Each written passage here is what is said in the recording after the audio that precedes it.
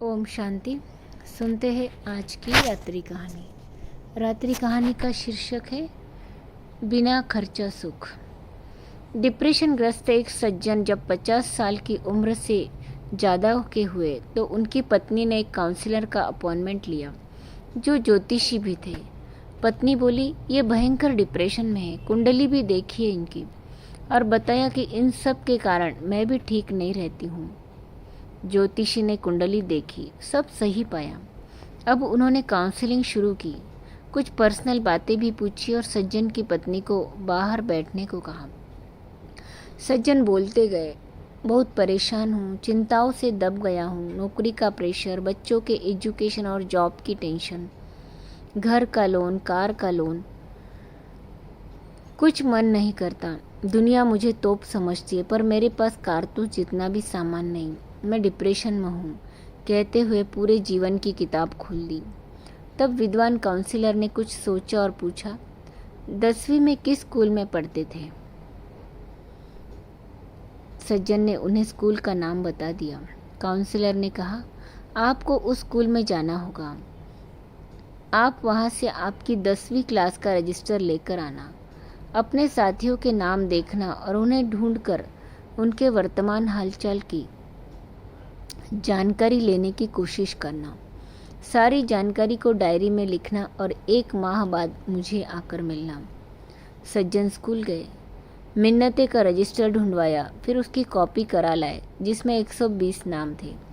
महीना भर दिन रात कोशिश की, फिर भी बमुश्किल अपने 75-80 सहपाठियों के बारे में जानकारी एकत्रित कर पाए। आश्चर्य, उसमें से 20 लोग मर चुके थे, 7 विधवा विधुर और 13 तलाकशुदा थे। 10 नशेड़ी निकले जो बात करने के भी लायक नहीं थे। कुछ का पता ही नहीं चला कि अब वो कहाँ है। 5 इतने गरीब निकले कि पूछो मत।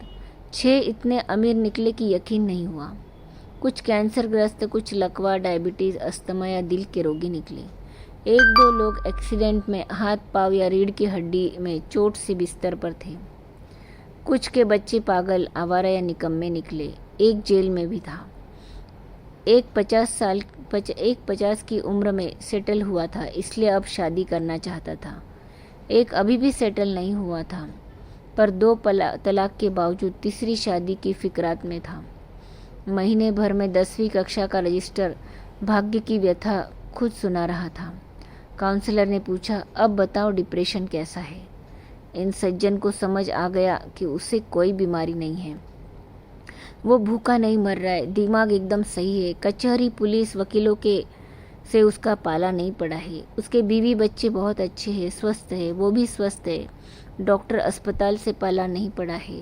सज्जन को महसूस हुआ कि दुनिया में वाकई बहुत दुख है और मैं बहुत सुखी और भाग्यशाली हूँ। दूसरों की थाली में झांकने की आदत छोड़कर अपनी थाली का भोजन प्रेम से ग्रहण करें।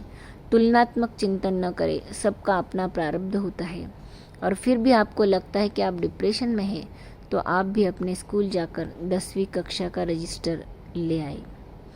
चित्र जीवन के बारे में बहुत कुछ कहता है। अच्छा, ओम शांति।